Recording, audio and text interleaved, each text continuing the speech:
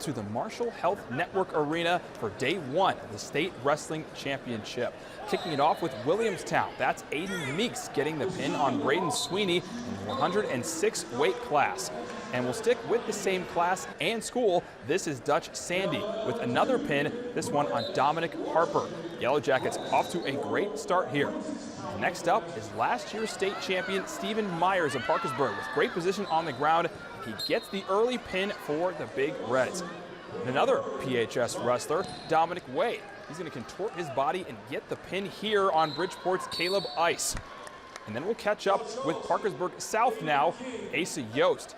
He's got Braden Miller right where he wants him, and he will get the pin in this one. And the next up for the Patriots, it would be Cole Middleton in the 175-pound class, and he will also get the pin on Ian Cox.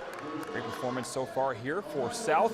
And last but not least, it's Bryson Arthur in the heavyweight 215-pound class. Arthur would not get the pin, but he won via points.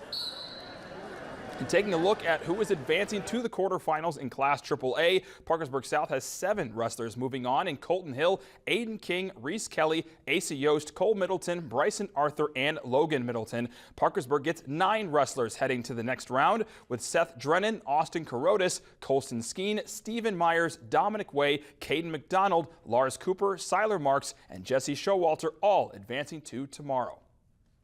And over in Class A and AA, Williamstown sends 8 wrestlers to the quarterfinals in Nick Ellison, Aiden Meeks, Dutch Sandy, Cole Smith, Wesley Freed, Kip Freed, Evan Turner, and Thad Trent. St. Mary's has 1 single grappler with Kyle Bowman moving on.